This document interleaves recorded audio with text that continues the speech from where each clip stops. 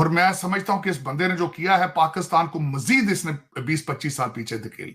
अमरीका में सियासतदान या हुकूमती एहलकार पर कातिलाना हमले की मनसूबाबंदी का इल्जाम पाकिस्तानी शहरी आसिफ मर्चेंट को गिरफ्तार कर लिया गया। इनको ट्रेन करने वाले भी नहीं समझते कि यार इनको इंटरनेट इस्तेमाल करने सिखा दें। मेरे इतने इमेच्योर हैं। हालात जो हाथ से निकले हैं, खबरें मुझे ये आ रही हैं कि FBI arrested a Pakistani national accused of plotting to assassinate politicians in the US. ईरानी जो हैं ये जो काम करना चाहते हैं कि पाकिस्तान को रिक्रूट करो, वहां से वीजा लगवाओ, वहां जाके आगे बंदा मारो, खुद तो अपने घर में वो इस्माइल हानिया को सेव नहीं कर सके, या पाकिस्तान को क्यों इस्तेमाल कर रहे हैं? तो पाकिस्तानी सस्ता मिल गया हो। देखिए ना, देखिए इसमें एक तो सबसे बड़ा फैक्टर ये हो सकता है ना, किसी और जगह से लोग पकड़ते तो उससे पैसे ज्यादा मांग रहे होंगे। थोड़ा पाकिस्तानियों well done, keep up the good work. Christian के साथ नहीं रह सकते, हिंदुओं के साथ नहीं रह सकते, तो आपका बका ही नहीं होगा दुनिया में यार। ऐसी हमारी सोच है। हम देखो भाई, दुनिया में अगर आपने जिंदा रहना, आपने रहना, आप चाहते हो कि दुनिया आपको जिस तरह से आप दुनिया को देख रहे हो उस तरह से देखे तो ये दुनिया खत्म हो जाएगी। जब भी यहाँ पे कोई इस तरह का हादसा होता है, यकीन करें पिछले 35 साल से हम दुआएं मांगना शुरू कर देते हैं कि या मेरे मालिक किसमें कोई पाकिस्तानी ना हो, कोई मुसलमान ना हो। मैं पाकिस्तान की खारजा पॉलिसी पे कोई effect, because you been an ambassador sir. वो कोई लल्लू फतू मुल्क नहीं है कि जिसके आने से कोई बिल्कुल ही जिसको कहते हैं वो बड़ा कोई यू टर्न मार लेगा। नो, इस तरह से मुल्कों के ताल्लुकात में कोई ऊंच नीच होती है या it's going to be a usual business, सब चलता रहेगा? ये जो राह है ना, ये बड़ी गंदी एजेंसी है, बड़ी खराब है। अब बेचारे पाकिस्तानियों को फिर से राह ने फंसा दिया है। राह तो मतलब साजिश कर करके पाकिस्तानियों का जीना हराम कर रखा है भाई। Europe is heading towards civil war, और उसका रीजन ये है कि ये जो लेफ्ट लिबरल हैं ये कैंसल आउट जो कर रहे हैं, ये आप लोगों की पर्सनल कैरेक्टर असैसिनेशन करने लगे। A Pakistani man is accused of trying to mastermind a new assassination plot on Donald Trump and has been arrested in the US.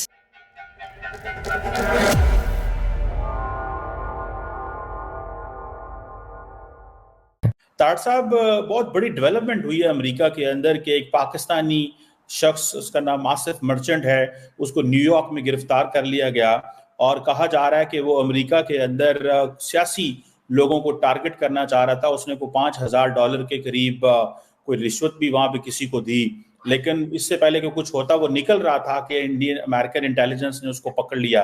कहा जा रहा है कि ये पाकिस्तान के लिए बहुत बड़ा सेटबैक है और अक्सर पाकिस्तान इन चीज़ों में सामने आता है और पाकिस्तानी लोग मुलव्वस पाए गए हैं। हमारे लिए कितनी मुश्किलात पैदा हो सकती हैं? What's your take on that sir? Cheema साहब, इस बंदे ने सत्यानाश करके रख दिया पाकिस्तानी अमेरिकन का। यहाँ पे इसने तसल्ली कर दी। इसने, मैं आपको बताना चाहूंगा कि हम जैसे लोग जो कि भाग कर यहाँ पे रिफ्यूज लेकर बैठे हैं, जब भी यहाँ पे कोई इस तरह का हादसा होता है, यकीन करें पिछले 35 साल से हम दुआएं मांगना शुरू कर देते हैं कि या मेरे मालिक किसमें कोई पाकिस्तानी ना हो, कोई मुसलमान ना हो। अब मैं ये बिल्कुल, इसने जस्टिफाई किया है कि आपको वाकई यहाँ भी पीटीआई को प्रमोट करना चाहिए, Republican Democrat party, you don't deserve to be integrated into this society. Asif Merchant साहब ने इतना नुकसान पहुंचाया है पाकिस्तान को, और मेरे जैसे लोग जो कि पाकिस्तानी अमेरिकन हैं, जो पाकिस्तान से भी मोहब्बत करते हैं और जो अमेरिका से भी मोहब्बत करते हैं, जो इंटीग्रेट करना चाहते हैं, जो शुक्रिया अदा करना चाहते हैं अमेरिका के, जिन्होंने हमें यहां पे संभाला है। इस बंदे ने तसल्ली कर दी है।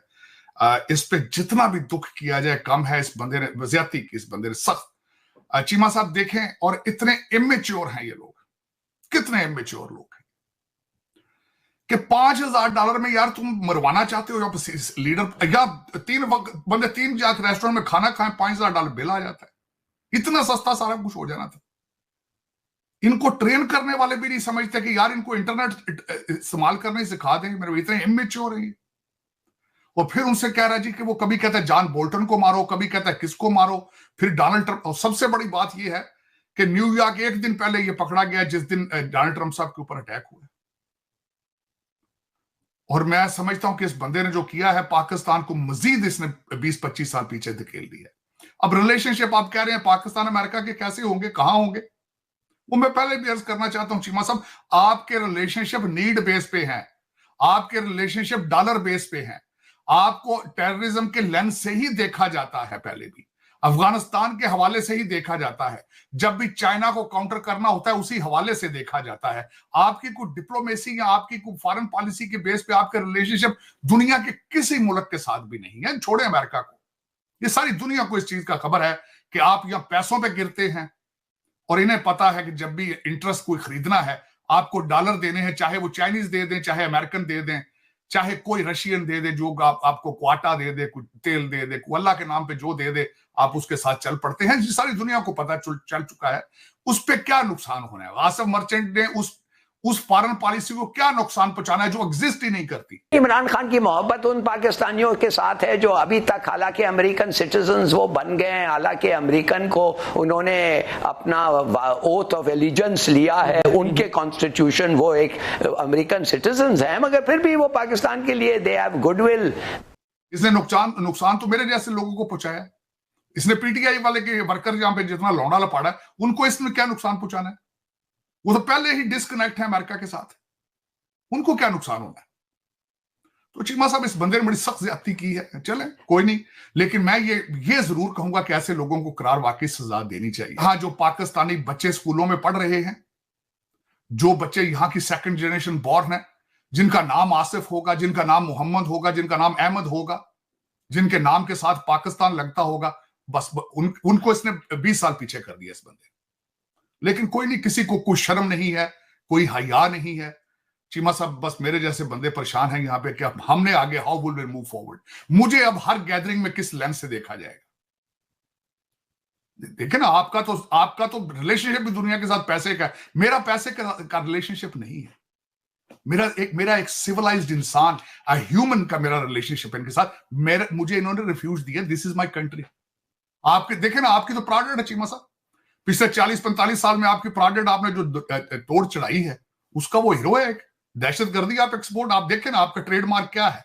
आप काटना आपका ट्रेडमार्क थोड़ी है, आपका आईटी आपका ट्रेडमार्क तो नहीं ना, आपका ह्यूमन रिसोर्स तो ट्रेडमार्क नहीं है। सबसे बड़ी बात है, कल जो मेरे साथ सऊदी ट्रेवल कर रहा था जहाज में, खुदा की कसम उसने कुछ 10 दफा मुझे बताया कि watch your Pakistanis, you are very corrupt people, I see them in Middle East bringing all the corrupt money from Pakistan. ईरानी जो हैं ये जो काम करना चाहते हैं कि पाकिस्तान को रिक्रूट करो, वहां से वीजा लगवाओ, वहां जाके आगे बंदा मारो, खुद तो अपने घर में वो इस्माइल हानिया को सेव नहीं कर सके और बंदा भेज दिया है अमेरिका के, जाओ पाकिस्तानी पासपोर्ट वाला कि जाओ वहां पे जाके तुम मारो। ये जो ईरान की नाकामी और कमजोरियां हैं इस तरह में, और ये प्रोफेशनल नहीं लगते हमें। और आपको पता है, इससे पहले तार साहब मैं आपको बताऊं कि जो सीरिया के अंदर जो जंग हुई है उसमें एक ब्रिगेड्स थे, ज़ैनबियून एंड फातिमियून के नाम से। ये बहुत बड़ी रिक्रूटमेंट इन्होंने पहले भी पाकिस्तान से की है, जिससे पाकिस्तानी बड़े नाराज रहते हैं इन्हें। ये जो फैक्टर है, ईरानी इंटेलिजेंस जो है वो कमजोर हो रही है या पाकिस्तान को क्यों इस्तेमाल कर रहे हैं, इस पे जरा थोड़ा कमेंट कर दें अगर। चीमा साहब, हो सकता है पाकिस्तानी सस्ता मिल गया हो। देखिए ना, देखिए इसमें एक तो सबसे बड़ा फैक्टर ये हो सकता है ना, किसी और जगह से लोग पकड़ते तो उससे पैसे ज्यादा मांग रहे हो, ये थोड़े 5-6 हज़ार डॉलर देखो, थोड़ा पाकिस्तानी रुपया, पाकिस्तानी याद रखें, इसमें हो सकता है 300 रुपए का डॉलर जो है पाकिस्तान में रेट, उसका भी एक फैक्टर हो। लेकिन चीमा साहब देखें, अगर देखा जाए तो मैं खुद इस पे सोचता रहूं कि उनको पूरी दुनिया में कोई और बंदा नहीं मिला यार, पूरी दुनिया में कितने मुमालिक। ये जो रा है ना, ये बड़ी गंदी एजेंसी है, बड़ी खराब है।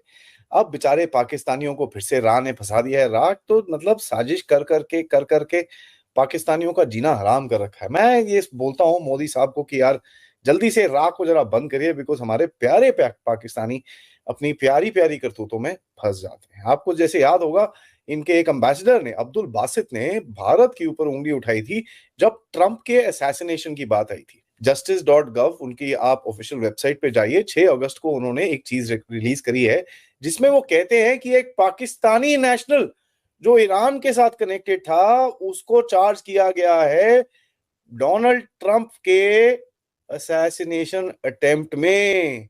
और ये देखिए, ये बड़ी इंटरेस्टिंग सी कहानी है, क्योंकि ये तो पाकिस्तानी तो कितने टाइम से बोल रहे हैं यार कि भाई ये तो भारत का हाथ है, ये तो रा की साजिश है। ये क्या हो गया कि अभी एकदम से ही ये बेचारे फंस गए यार? ऐसे तो भैया एकदम ठीक बात नहीं है अगर ये डोनाल्ड ट्रंप की साजिश के अंदर इनको फंसा दिया गया हो। लेकिन देखिए, एक जो ये चीज है, रा ने ये जो गेम खेली है पाकिस्तान के साथ, ये बहुत गंदी है।